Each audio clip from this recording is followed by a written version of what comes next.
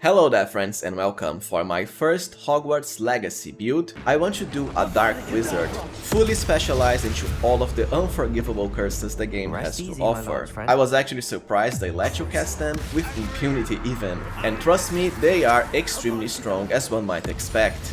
With the vile Avada Kedrava, you'll be able to instantly kill even entire packs of enemies. Meanwhile, Crucio can work as both crowd control and heavy damage, as enemies writhe in pain. And lastly, Imperio can easily charm and dominate the toughest of enemies, so that they pretty much solo the entire pack for you as you just stand still and watch your minion destroy everything. Curses are especially useful for hard mode because they automatically bypass and break enemy shields, something unique to them. Last but not least, this build is quite good at inflicting damage too, as whenever the enemies are cursed, and we can easily chain curse to multiple ones, they'll take a massive amount of extra damage. So without further ado, let us finally get into our Dark Arts Unforgivable Curse build. Now, I want you first focus on how to unlock each of the Unforgivable Curses. If you already know or already have them, just skip to the next section, that's why my videos are all timed. All of them will come from side quests by a certain character, Sebastian Cello, who is the Slytherin companion. No matter your house, you'll always be able to get them. And they are pretty much all locked behind main quest progression. There really is no way of getting around this, so it is in your best interest to just rush the main quest until you get at the very least Crucio, also Imperial, as Avada Kedrava takes longer to get. Because so much of the game's systems and spells are locked behind main quest progression in this game anyways, it's a win-win for you. And we have plenty of side content as well, including a lot of open world exploration, so that even if you rush for some of the main quest, you won't be out of content, not at all. The first one you can unlock is Crucio, which comes from the In the Shadow of the Study side quest, before Charles Rookwood's trial. Imperial is the second one and comes from the In the Shadow of Time side quest, that you can access mostly after the In the Shadow of the Mind main quest, also from Sebastian. Lastly, we have Avada Kedrava, of course, and it comes from the In the Shadow of the Relic side quest. You should be able to access it right before you begin Sambarkar's trial. You don't really need to finish the trial, just begin it by going to the map room. So with that out of the way, let's now cover how each one of the Unforgivable Curses works and their strengths and utility. Alright, so first we have Crucio. It has a somewhat longer casting time than the other spells, but there's no downsides to this whatsoever. If anything, we even become immune to damage while casting the spell, or the enemies will stop their actions on their track as you do it. But anyways, Crucio will first curse an enemy so that they cannot do anything but scream in pain. They are basically taken out of battle, they'll just stand there screaming, while also inflicting them with a pretty nasty damage over time effect. Note that this dot cannot kill the enemy, it can only reduce them to around 1 hit point, so you'll still have to finish them off through other ways. Crucio works best as crowd control, that is, at the start of battle you cast Crucio to pretty much take an enemy out and then resume your combos with other powerful curses and spells. Note that some enemies will be immune to the stunned effect, most importantly the armored enemies and also trolls. They'll still take the damage over time, however. On the other hand, the Inferi enemies are immune to both the stun and the damage over time, but they're pretty easy to handle through fire spells like Confringo. As a matter of fact, Inferis are pretty much immune to all of the curses.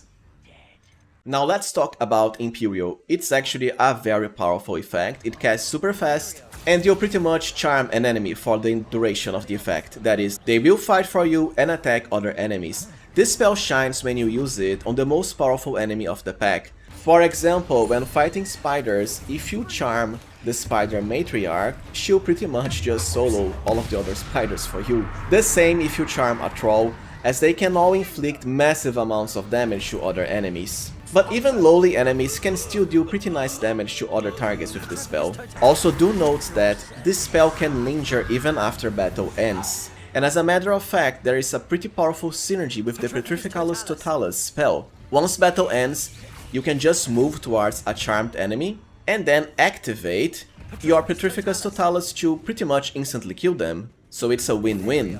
You won't have to wait until the effect ends. As a matter of fact, against the troll enemies, for example, you can charm them, then go for Petrification, and keep on chaining it again and again, to easily destroy them despite their very high hit points pool. It really is that simple and that fun.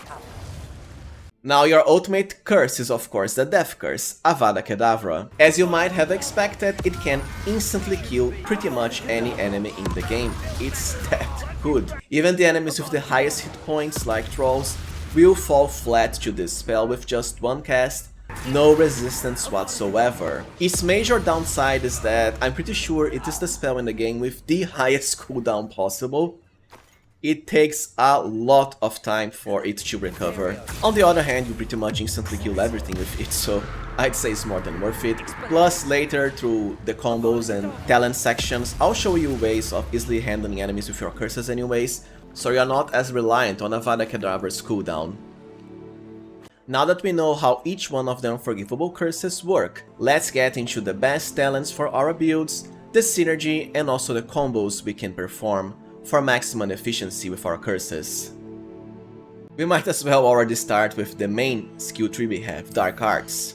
First things first, cursed enemies will take increased damage from all sources, so it is in your best interest to get as many abilities that can curse enemies as possible. Early on, before you're able to get Crucio, I suggest you focus into pretty much just cursing the enemies through other effects. First we have Disarming Curse, which will make Expelliarmus proc a curse on enemies. Because of how useful Expelliarmus is overall, after all it works for both crowd control by taking the enemy's weapons or wands, so they'll take a bit longer to recover, and even break the red shields before you have a massive amount of curses to bypass them, it can be quite useful. I would then also go for Stunning Curse. Just like Disarming Curse, this one will let your Stupefy ability curse enemies.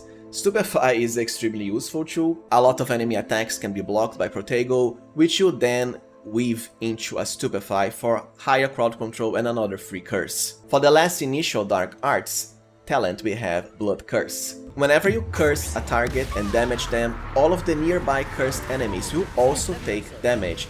Now the damage isn't that high or anything, but you know it's free damage, so why not? Especially because you'll get even higher damage boosts to cursed enemies through gear progression later on. When it comes to the second part of our Dark Arts talent tree, you of course want to start with Crucio Mastery, so that whenever you curse an enemy with Crucio, a nearby target will also become automatically cursed. Not with the Crucio effect, just a normal curse debuff. Slowing Curse can be quite useful too, as it will let your Arresto Momentum spell, which by default already slows enemies to a crawl, so also works as crowd control, will curse them as well, just like Expelliarmus and also Stupefy we picked before. The main reason I prefer this instead of the Filipendo curse, by the time you get Crucio you can already pretty much learn Arresto Momentum and soon enough Imperial. Speaking about Imperial Mastery can help you a lot. Whenever you charm an enemy through Imperial, any other targets they strike with their attacks or spells will also become automatically cursed, so it's a very easy way of spreading it out.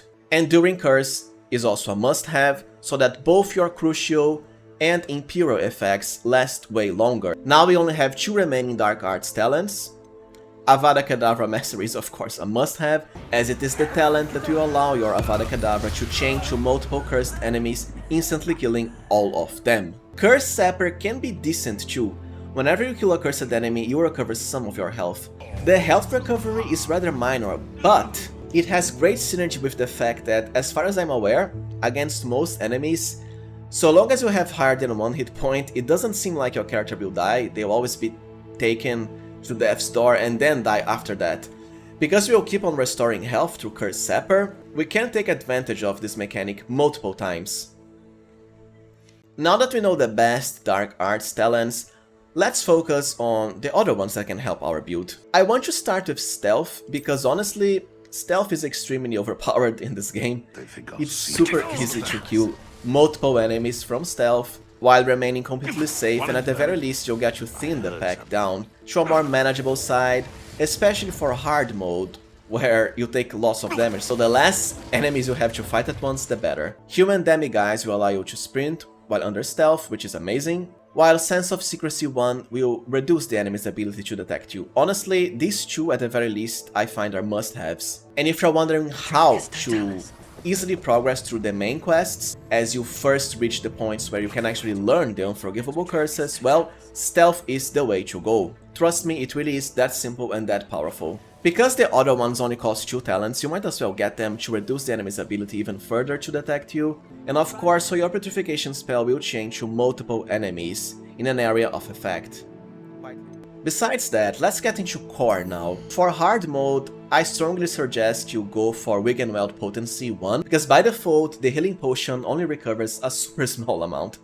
With this, it will be pretty much around 70% of your health, so quite powerful, and can help you a lot early on, before you have access to your more powerful spells and abilities. The spell knowledge line can be handy too. I mean, it's not necessary, theoretically, but because we have a lot of utility spells in this game, and there's also the beast care spells, the room of requirement spells. To put it simply, chances are you'll want at least another spell set for utility stuff. I would settle for 3, although you don't need both of them early enough, usually just another one for utilities enough. 3 can help because you then have 1 for your main skills, another for other powerful skills while your main ones are under cooldown, and the last one for utility stuff. Basic Cast Mastery is another one I would definitely rush for as early as you can, as it lets your basic attacks reduce your spell's cooldown. It's honestly quite simply amazing for any build, but especially for our curses because they tend to have worse cooldowns. While you can go for other ones like Evasion Absorption and Protego Expertise or Stupefy Mastery, I don't think it's needed. Not until you have the talent points to spare anyways. Other stuff is way more important earlier. For example, for hard mode, the Durus Potion Potency talent can make you pretty much immune to all damage for 30 seconds. I mean, I don't think it needs any saying, but 30 seconds invulnerability lets you do anything you want. Lastly, as far as the spells tree, these are mostly for the early game, I'd say. Although frankly, you are much better suited just going with stealth because it's only 4 points that will remain useful no matter your build for the entire game. The spells tree have a more limited use because, well, they only work for the corresponding spells.